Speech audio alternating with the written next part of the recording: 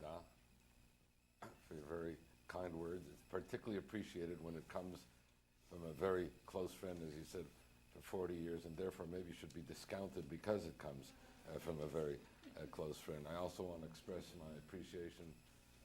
Where's Charles sitting?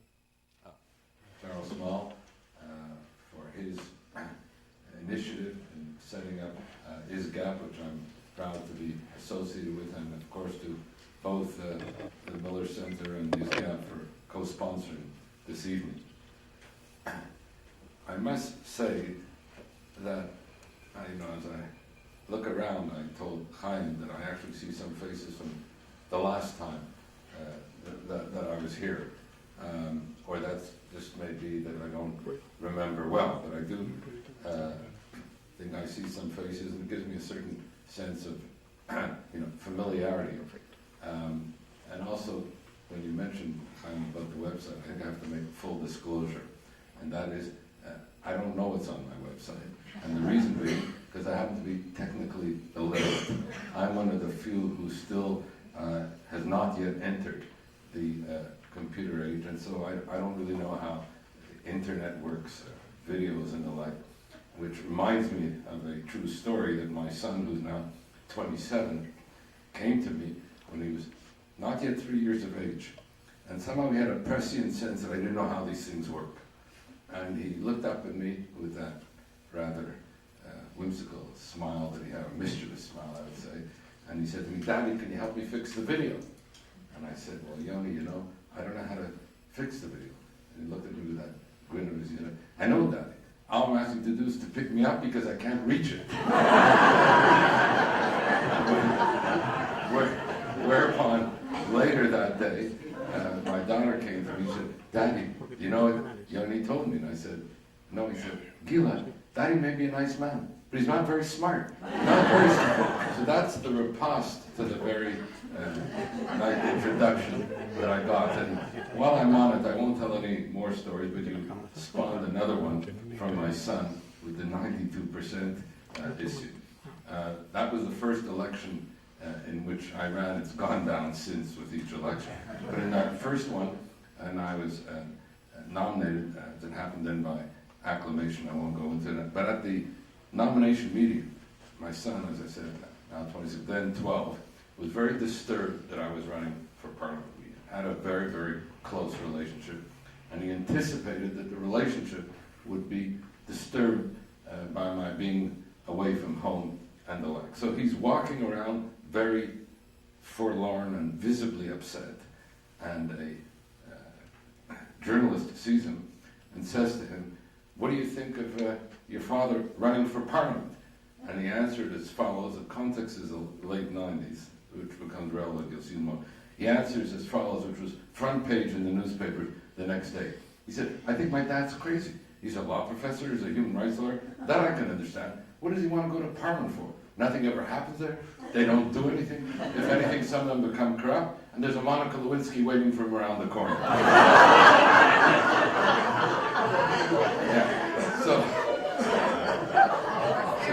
6 weeks later, as I'm telling this story, but I at the risk of sounding self-serving, but Chaim's already said it, I did get elected with 92% of the vote. So there's a journalist calls up my son. He said, "What do you think of your dad now? He got 92% of the vote." And my son answered as follows, again, front page in the newspaper the next day. He said, "Donald Duck running in this riding for the Liberals would have got 92% of the vote. If my dad lost, that would have been a story." So you see that I have a humbling presence and in my midst, and that's why when I remarked about, I thought I saw some familiar faces. If you noticed me hesitant for a moment, is because the same son feels that I'm less and less recognizing people whom I should know. And then he made his last very compelling riposte to me when he said, "Dad, if you get Alzheimer's, we'll never know. There'll be no difference."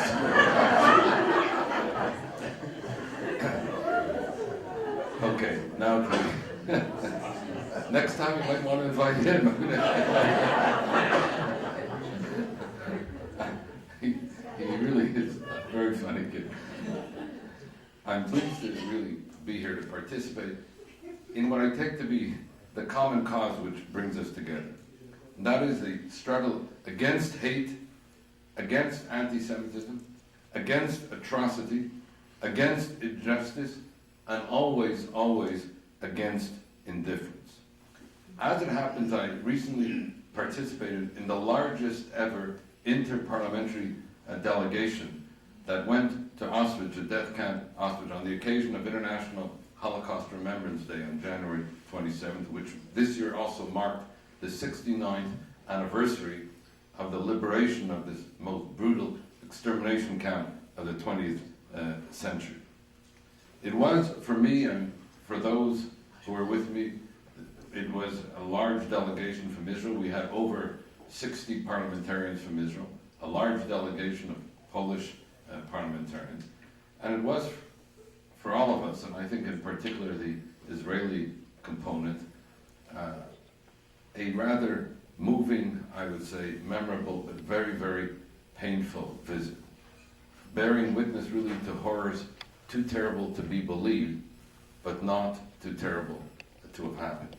And I recall, this is my second visit to Auschwitz. The first time I was there was in 1962. I was then a law student, and Canada used to have these summer fellowship programs to different countries every year. That summer it was Poland. We were there for 3 months.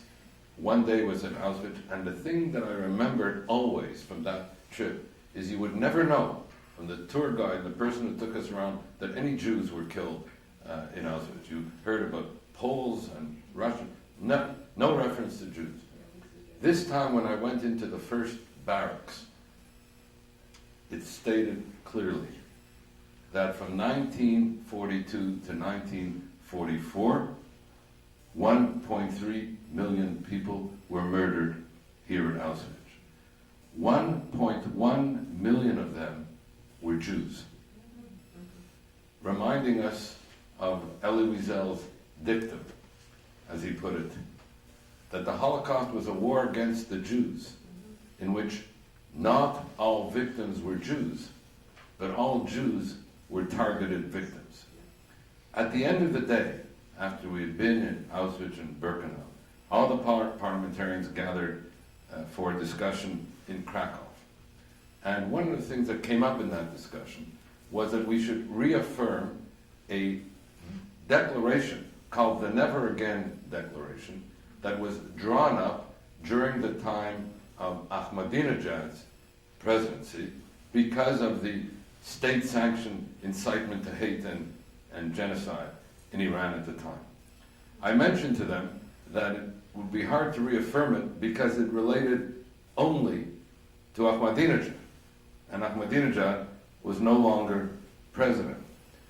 And so someone said to me, why don't you draw up a Never Again manifesto for parliamentarians, not limiting it to Iran, but the lessons from being here today. And so I've done that, and I'm going to unveil it for the first time this evening. I only unveiled it first with my caucus this week in Parliament, actually yesterday. And I'm only going to excerpt from those parts of it which have a particular reference to our subject matter this evening. And I'll do that as we move to a close in the last part of my remarks.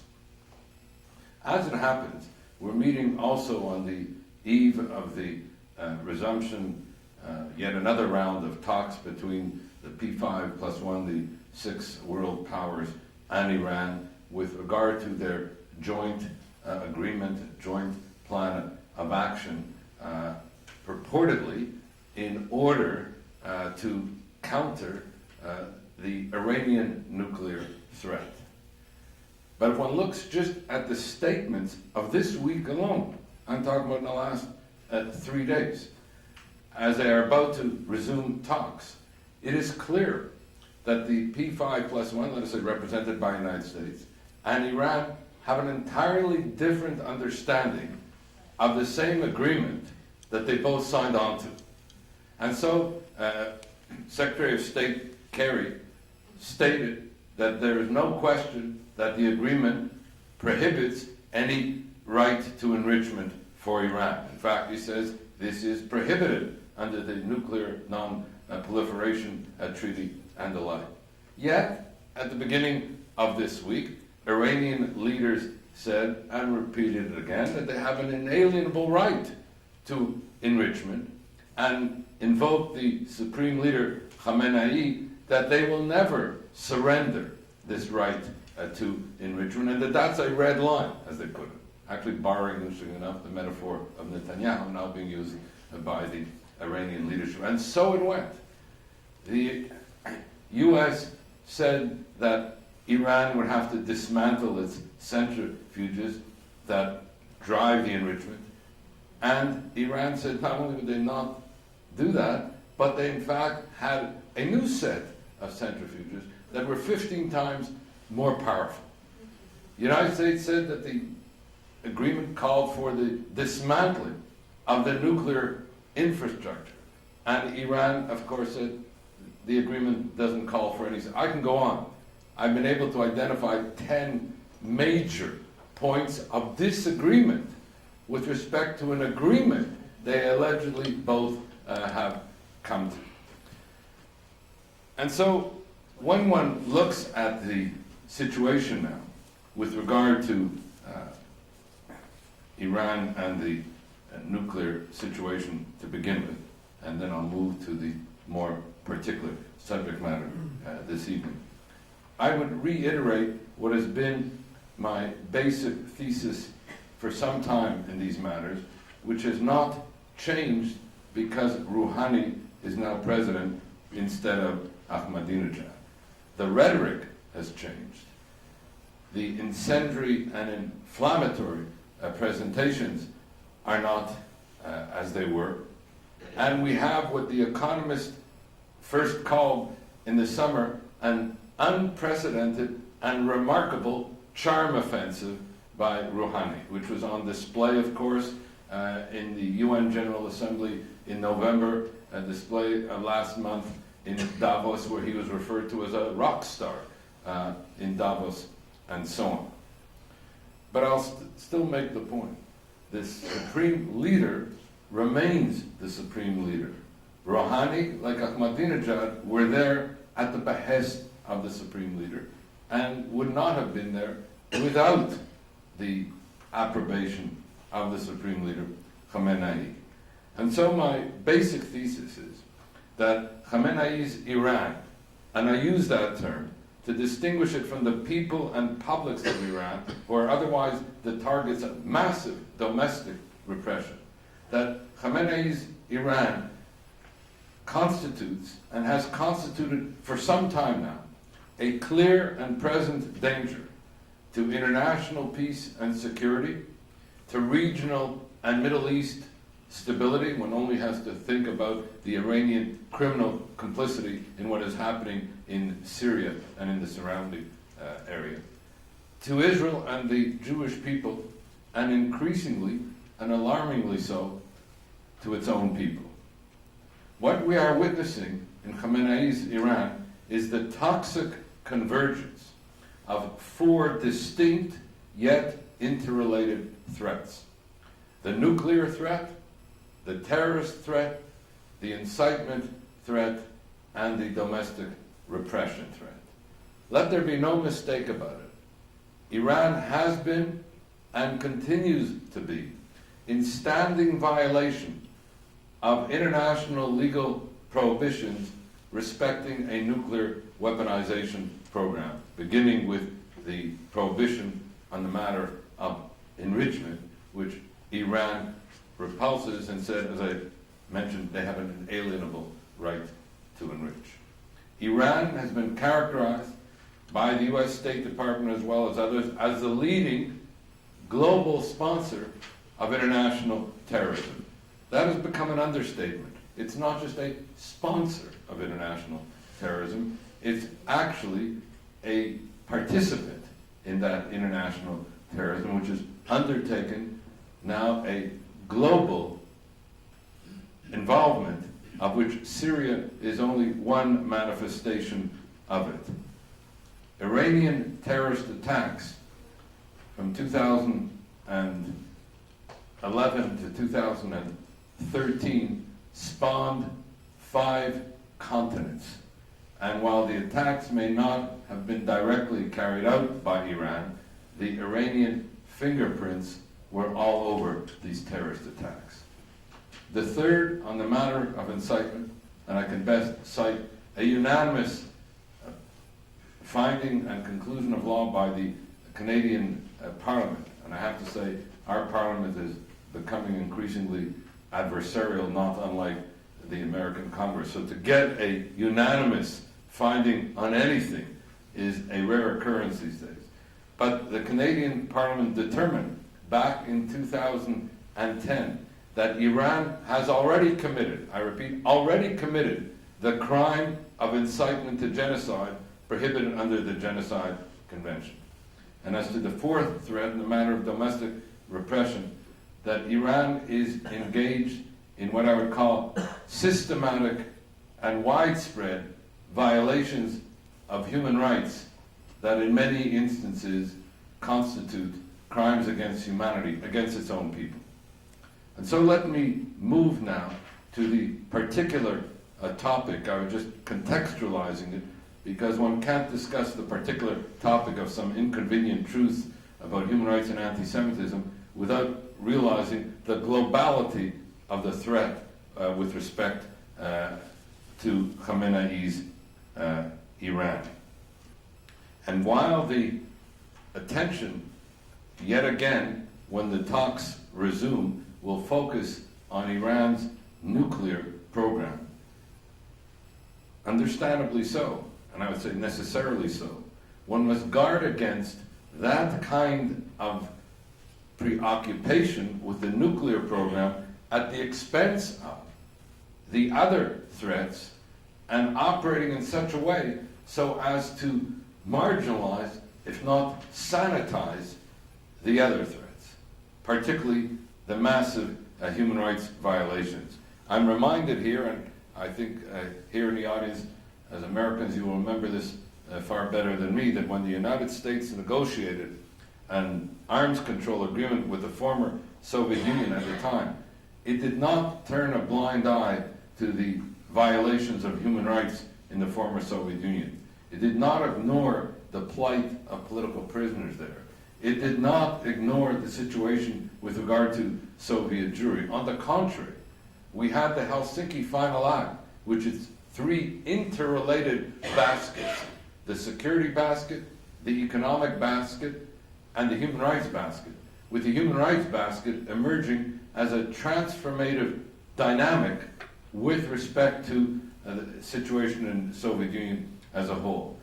The Jackson-Vanik Amendment, yet another example of the importance that was placed on the issues of human rights in the Soviet Union as being inextricably bound up with the nuclear situation and arms threat from the Soviet Union, such that at the end of the day, it was the focus on human rights, if I may borrow a Marxist metaphor, that led to the withering away of the former Soviet Union.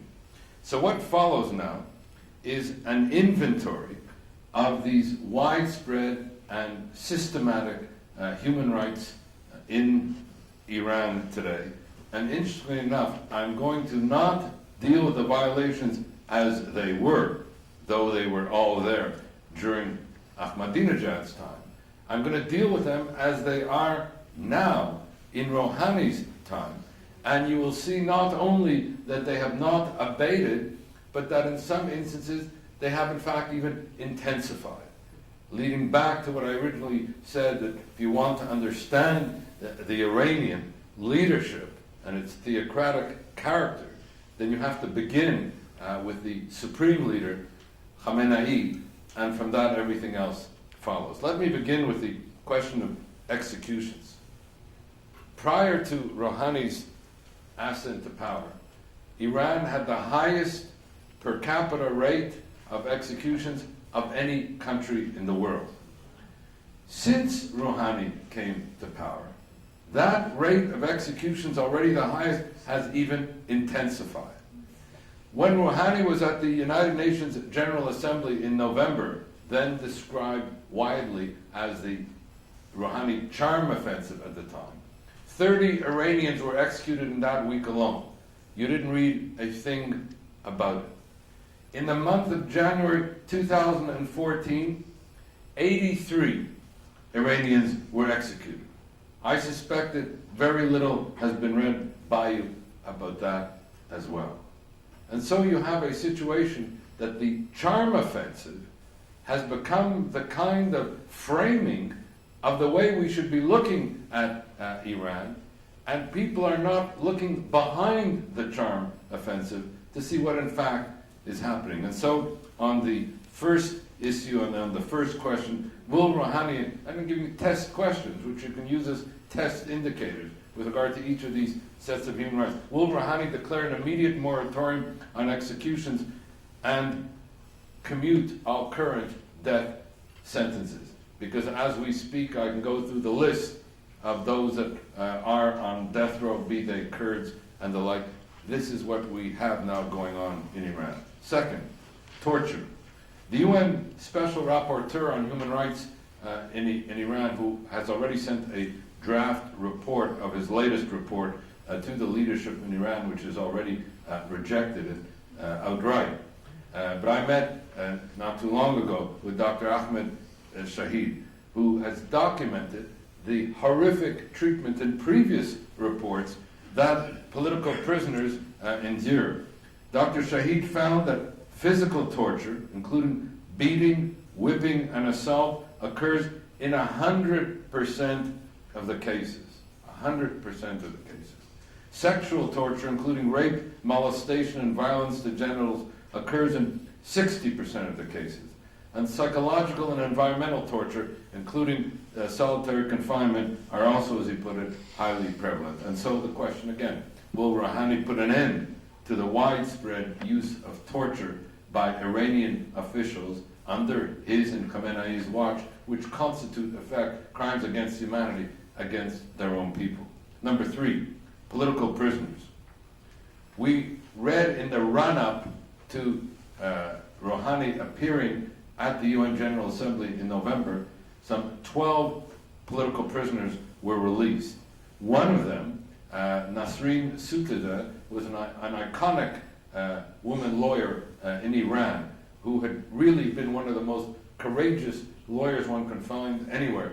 She was the one who was representing other political prisoners, representing other arrested lawyers, representing others who were falsely accused until she herself became a political prisoner.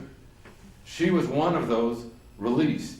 And so what you found was headlines about the release of the iconic political prisoner, Nasrin Sotoudeh, whom I represented under our global Iranian political prisoner program, which I chair with Senator Kirk here in the United States, a U.S.-Canada global Iranian political prisoner program where congressmen and Canadian parliamentarians are invited to take up the case of a particular political prisoner and mobilize kind of global advocacy on their behalf. We borrowed this from the Soviet Jewry movement and the advocacy that took place then. Nasrin Sotoudeh was one whom I was representing, and she was released. What is not known is 2 weeks after she was released, her home was vandalized. What is not known was that her husband has been rearrested. What is not known is that she still is subject to threats and the like. But what is most important is that there are still hundreds and hundreds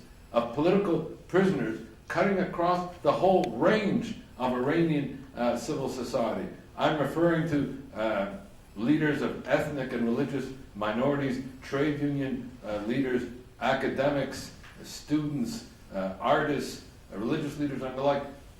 The entire leadership of Iranian civil society, the major leadership, are still political prisoners. And if one looks at the words of Iranian Nobel Peace Laureate Shirin Ebadi, as she put it, nearly all of the opposition activists in prison before Rouhani was elected are still in prison.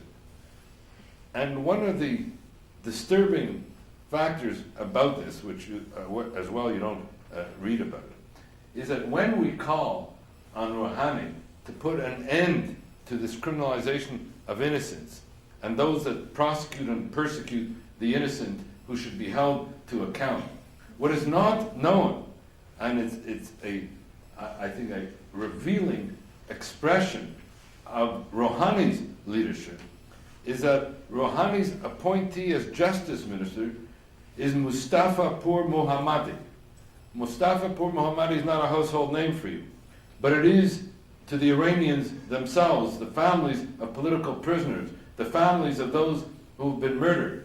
And I was in Paris in October when a memorial meeting was held by the families of those murdered, including the fact that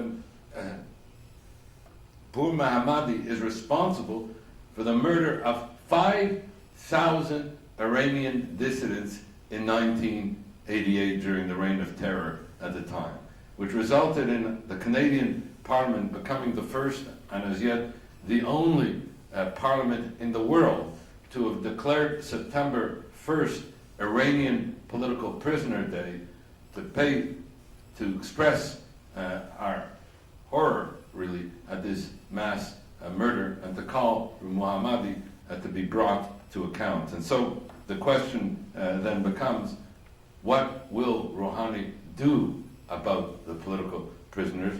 Will he release them as he undertook to do, and will he stop detaining new ones? Brings me to the fourth, and I'll start to move more quickly, the fourth major violation, and that is the prosecution and persecution of the Baha'i.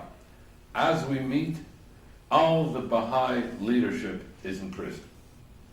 The Baha'i constitutes the largest religious minority in Iran, some 300,000. But the leadership in Iran, prior to Rouhani, but continuing with Rouhani, and at the behest of Khamenei, effectively wages war against the Baha'i. They're routinely imprisoned for practicing their faith. I mentioned about the leadership being imprisoned. The 7 major Iranian leaders were all sentenced, as now they're in their 60 years, to 20 years in prison, which at their advanced age amounts to a virtual death sentence.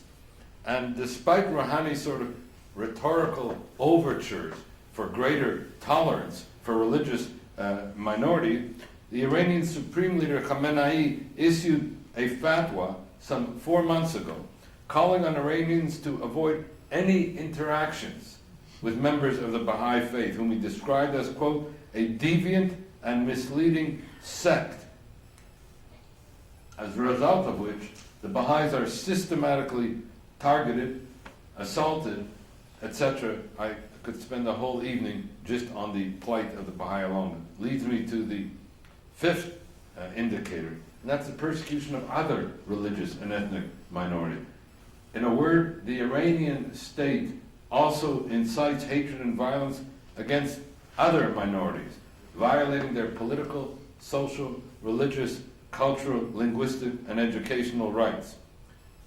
Amongst these abuses, minority schools and houses of worship have been closed or destroyed, and members of minority groups, not talking now about the Baha'i, such as the Kurds, the Awazi, Arabs, Christians, and Baloch, are imprisoned on such spurious charges as, quote, spreading corruption on earth, and right now there are some 40 Kurdish prisoners alone who've been sentenced to death for a quote-unquote national security crime such as muharaba, enmity against God. The Iranian-American pastor Saeed Abedini, whom Obama finally, belatedly, brought up recently, and who was sentenced on trumped-up charges to 8 years in jail, has been transferred to an even more dangerous prison where he faces life-threatening conditions. And so, will Rouhani end the oppression of the Baha'i? Will he end the oppression of other minorities? Let me continue and move more quickly. Persecution of women. What you have here is widespread and systematic discrimination, a persistent and pervasive assault on women in Iran. You have persecution of lesbian and gay people. Iranian law not only criminalizes same-sex relations, but allows the courts wide discretion in sentencing them, including not only corporal punishment, but in fact capital punishment, a death sentence. The persecution of journalists and the assault on free speech. As I mentioned, Iran has the highest per capita rate of executions of any country in the world. It has one of the highest rates of imprisonment of journalists of any country in the world. A fundamental assault on fundamental freedoms of expression, assembly, association, and the like.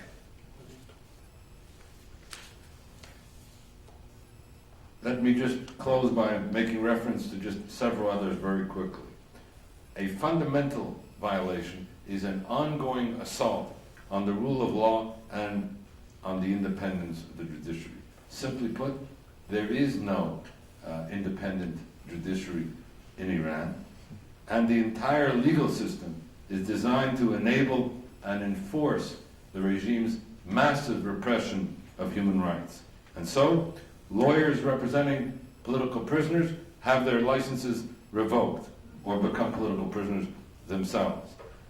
9 major governmental ministries responsible for the rule of law and the administration of justice have become sanctuaries for the human rights violators themselves. And I can go on. Pur Mohammadi, the Minister of Justice, is one example. We had the denial of political rights in the manner in which Rouhani was elected in an election that was clearly neither free nor fair. And there is, as Dr. Shahid put it, a reigning culture of impunity in Iran. Not only is Pur Mohammadi a case study, but you can look to the defense minister, also appointed by Rouhani, Hossein Dagan, who has ties to Hezbollah and has been implicated in the 1983 bombing of the US barracks in Beirut. And again, one can go on in terms of the culture of impunity, give a whole lecture on that. Let me now move, and with this I'll move to a close, to the whole issue of incitement to hate and to genocide in Iran. What one has to appreciate, and perhaps it's not always understood, and one has to contextualize it so that one appreciates it. The culture of hate and incitement to genocide in Iran is state-sanctioned and state-orchestrated. It emanates from the supreme leader. When you had Ahmadinejad with his incendiary and inflammatory rhetoric, one didn't always appreciate that he would end up quoting the supreme leader Khamenei with respect to the incendiary incitement to hate and genocide that he was engaged in. A second thing is, it takes place in a non-democracy, takes place in a theocratic dictatorship. So the American notion of more speech to combat the hate speech simply doesn't exist and doesn't apply. And it is not only hate speech, it's state-sanctioned incitement to hate and genocide. Let me just give you some examples to this state-sanctioned incitement to hate and genocide, because what we have had is a critical mass of that culture of hate that cuts across all parts of the Iranian leadership. And so the incitement to genocide, the crime whose name we should even shudder to mention, is, I would say to you, without parallel or precedent, even when compared to the incitement that took place, let us say, in Rwanda, or even that took place with regard to the Nazis. And that is why the Canadian All-Parliamentary Committee stated that Iran had already committed the crime of incitement to genocide, prohibited under the Genocide Convention.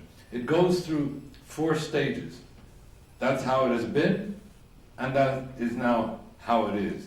The first stage is what is called the stage of the delegitimization, delegitimizing the state of Israel, but also delegitimizing the Jewish people, capped by the statement by Khamenei, at the beginning of the 21st century, on January 2000, I think it was January 4th, 2000, when he said, there's only one solution to the Middle East problem, namely the annihilation and destruction of the Jewish state.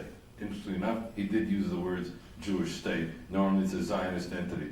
But I guess for emphasis, in this instance, the words used were Jewish state. Relating to what I said, the delegitimization, and that is an understatement, of both the state and the people. And then one of many statements of Khamenei that I can quote, referring to this delegitimization underpinned by anti-Semitic tropes. Listen to the following. What are you? A forged government and a false nation. They gathered, the Jews, wicked people from all over the world and made something called the Israeli nation. Is that a nation? All the malevolent and evil Jews have gathered there. Those Jews who went to Israel were malevolent, evil, greedy thieves and murderers. This is not Ahmadinejad speaking. This is the supreme leader, Khamenei. Second, precursor to genocide, from delegitimization to dehumanization. Here, what you have is the dehumanization of Israelis and Jews through the use of epidemiological metaphors reminiscent of the dehumanization of the Tutsis during the genocide in Rwanda, and even that which took place with regard to the Nazis. So just as the Jews were labeled as vermin by the Nazis, or the Tutsis were labeled as cockroaches by the Hutus, so too have Israelis and Jews been dehumanized and labeled in Iran. And for each of the things that I'm saying, I have the footnote of authority and wrote an article about it. But listen to some of these epidemiological metaphors. A filthy germ, a savage beast, a cancerous tumor, a stain of disgrace on the garment of the world of Islam, a stinking corpse, a cancerous bacterium stuck in a cesspool created by itself and its supporters, like cattle but more misguided, a rotten dry tree, an unclean regime. I can go on. You get the picture here of this notion of dehumanization. And then comes the third. We move from delegitimization to dehumanization to demonization. And here dehumanization coupled with demonization accomplishes the dual purpose of making the would-be victim, the Jew, appear not only to be less than human, if not subhuman, but also to appear more threatening, thereby providing, in the classic sense, the warrant for genocide. So you get rid of this subhuman, who at the same time is threatening, and you have a combination here of the dehumanization, read the subhuman, and the demonization, read the satanic qualities, and the warrant for genocide in that regard. There are other quotes which I'm just going to not excerpt from, but I'll just end up this point by showing how the Supreme Leader combined these two images of Jews conspiring against the world and of Jews waging covert war on a people, and elaborating to the audience what he saw as the Jewish satanic design. His words, not mine. And I quote, "The occupation of Palestine by the Jews is part of a satanic design by the world domineering powers to weaken the solidarity of the Islamic world and to sow the seeds of disunity amongst us." And so it was that this took us into what I've just told you was all before 2012. The critical mass, unparalleled in its intensity and in its volume, occurred in the year 2012. I'll just excerpt from some of them. The genocidal incitement included in August 2012 alone. President Ahmadinejad's call to, quote, "remove the Zionist black stain from the human society," adding that the very existence of Israel is an insult to humankind and an affront to all world nations, and requiring the wiping out of this scarlet letter from the forehead of humanity.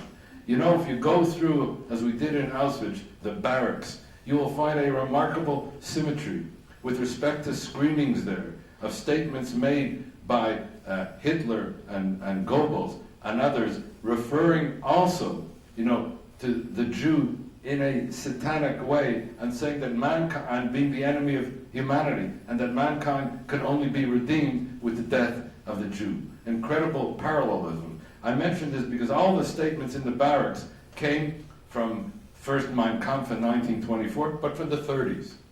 35, the world then could have awakened, did not awaken.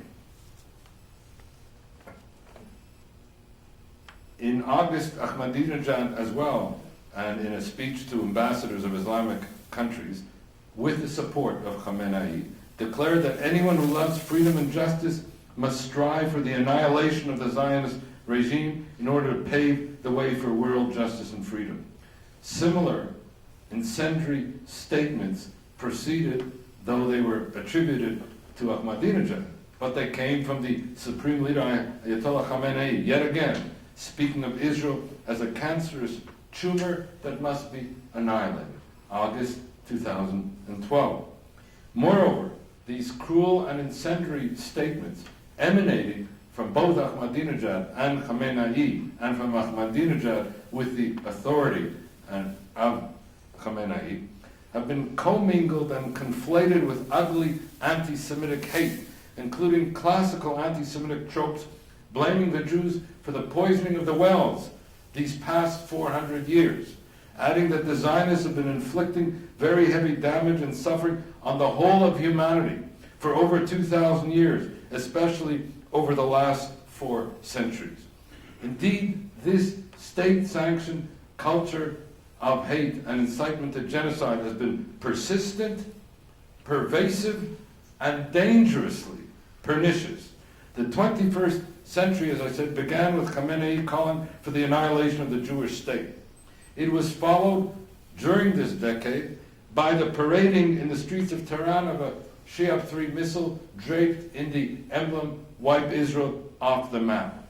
It has continued with the use of these epidemiological metaphors referring to Jews, as I mentioned, as filthy bacteria and the like.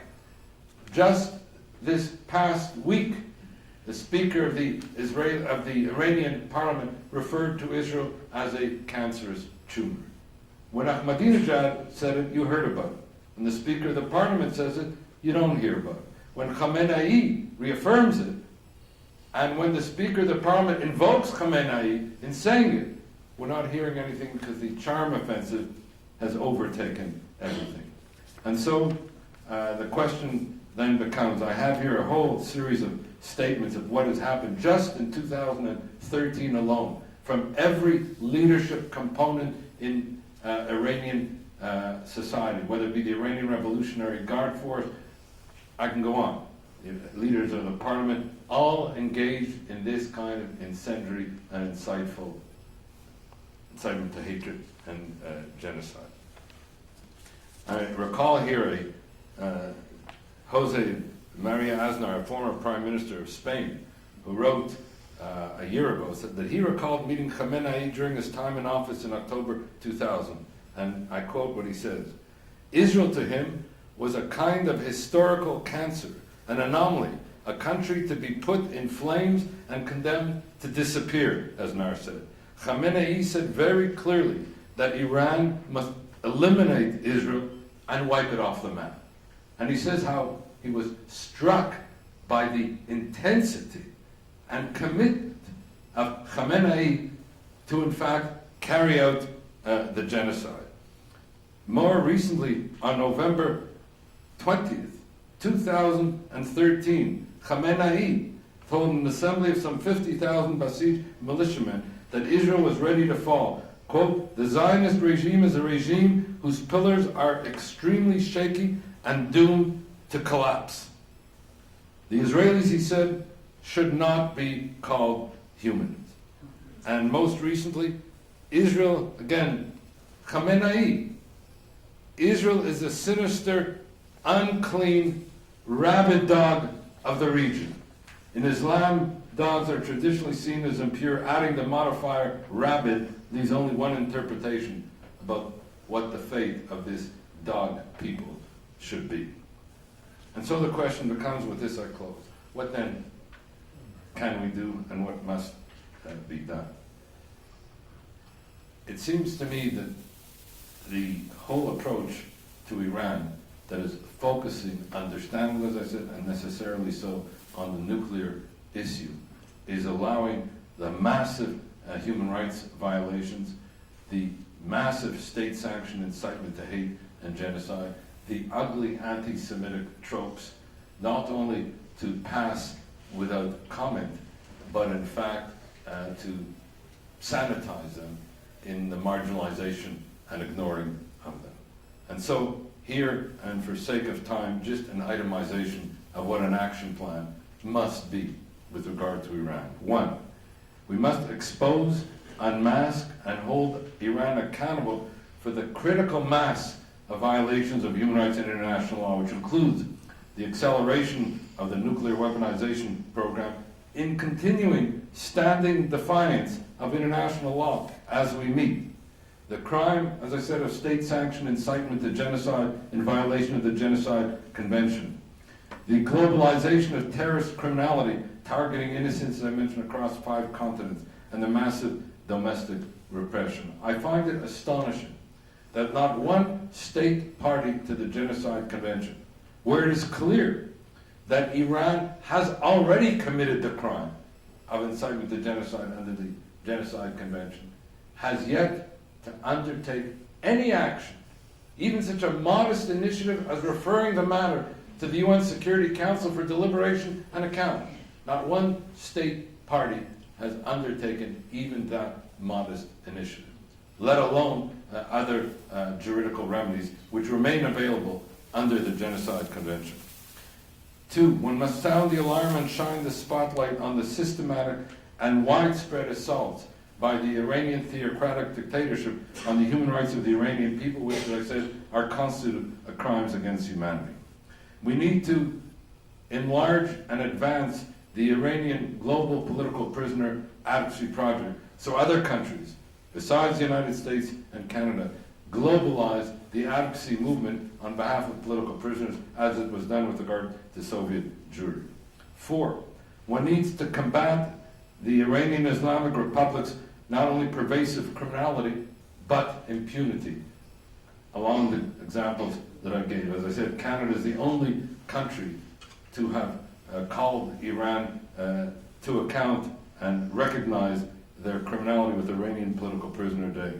5, to call upon Iran to cease and desist from its state-orchestrated policy of wanton executions, to cease and desist from its persistent and pervasive assault on the rights of women, including cruel and inhuman treatment and punishment such as stoning and flogging, which continues to go on as we meet, to support targeted sanctions, not only against those who are involved in the nuclear program, but targeted sanctions against those who are involved in these massive violations of human rights, against those who are involved in the state-sanctioned incitement to hate and genocide, against those who are involved in the dissemination of ugly, incendiary, anti-Semitic tropes and the like.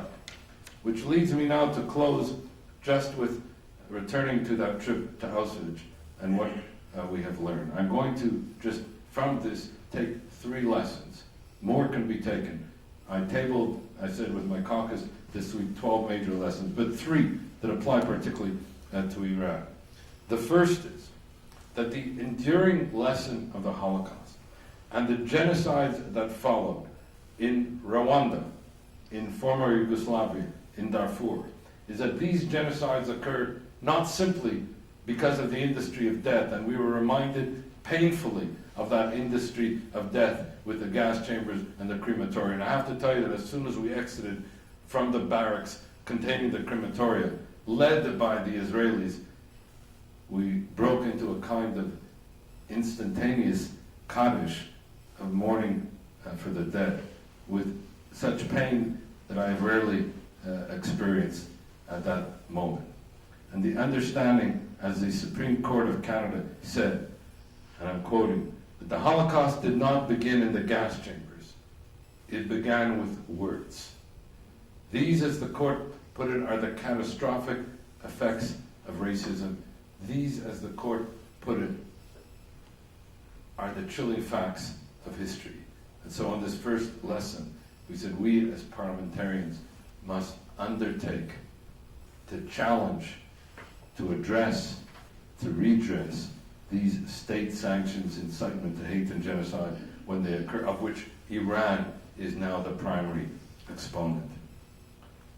A second lesson, which relates directly to Iran, which comes out of our Auschwitz experience, and that is that the Holocaust and the other genocides that followed, and I might add that we are on the eve of the 20th anniversary of the Rwandan genocide, where from April to June 1994, 1 million Rwandans were murdered.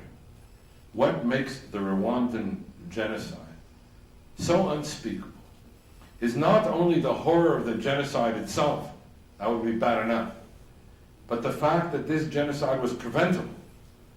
Nobody could say that we did not know. We knew, but we did not act.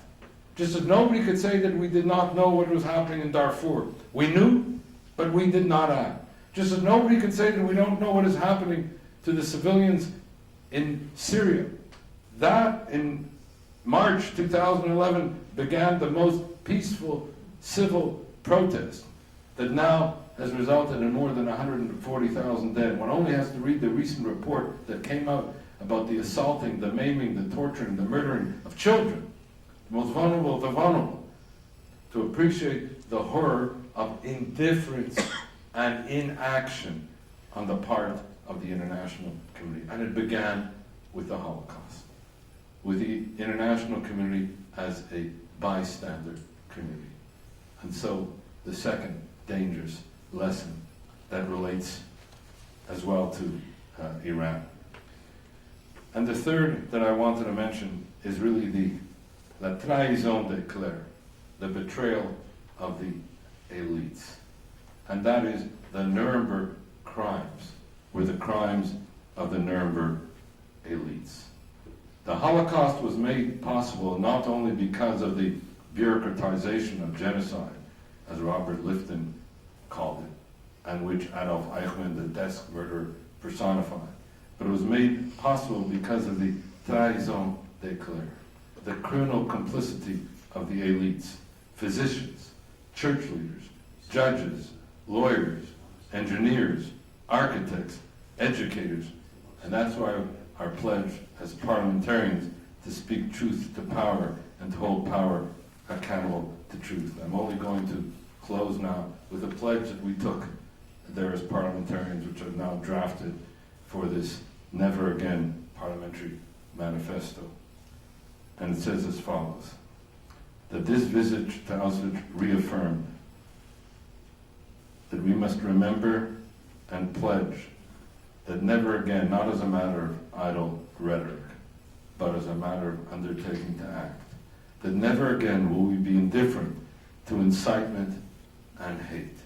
Never again will we be silent in the face of evil. Never again will we indulge racism and anti-Semitism. Never again will we ignore the plight of the vulnerable. And never again will we be indifferent in the face of mass atrocity and impunity. But we will speak up and we will act against racism, against hate, against anti-Semitism, against mass atrocity, against injustice, and against the crime of crimes whose name we should even shudder to mention, genocide. And I remind you that incitement to genocide is the crime of genocide itself under the Genocide Convention.